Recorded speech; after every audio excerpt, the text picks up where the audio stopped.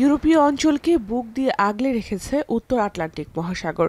বিশাল আকার এক একটি হিমবাহ বছরের পর বছর ধরে অঞ্চলের পরিবেশ রক্ষা করে যাচ্ছে। তবে সাম্প্রতিক সময়ে অতিরিক্ত কার্বন নিঃসরণের কারণে বেড়েছে পৃথিবীর তাপমাত্রা। এতে গলতে শুরু করেছে হিমবাহগুলো। ফলে পরিবর্তন হচ্ছে উত্তর আটলান্টিক মহাসাগরের স্রোতের গতিপথ। এতে করে যে কোনো সময় ভেঙে পড়তে পারে পুরো ব্যবস্থা। এই পরিস্থিতিকে জাতীয় নিরাপত্তা ইস্যু মনে করছে Iceland. Do not reduce or cut emissions, then that means that this system of currents, AMOC, will collapse completely. And that will mean that we do no longer get the warm currents of ocean around the country, and it will mean that it will be very cold, and it will have existential threats to Iceland. Basically, it's a big word to say, but it is a reality that we are trying to get our head around now.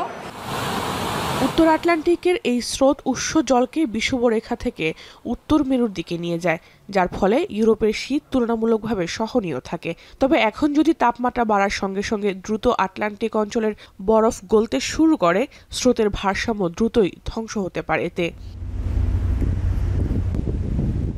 আর যদি এই স্রোত একদিন পুরোপুরি ভেঙে পড়ে, তাহলে ইউরোপে শুরু হতে পারে আধুনিক যুগের এক নতুন বরফ যুগ। উত্তর ইউরোপে তাপমাত্রা হঠাৎই নেমে যেতে পারে চরম নিম্ন পর্যায়ে। বরফ ও তুষারপাতে অচল হয়ে যেতে পারে সেখানকার জীবনযাত্রা।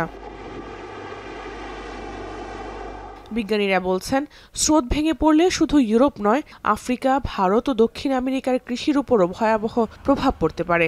বৃষ্টিপাতের ধারা বদলে যেতে পারে, হুমকিতে পড়তে পারে কোটি মানুষের খাদ্য নিরাপত্তা। জাহানারা ভুইয়া, এখন বিশ্ব।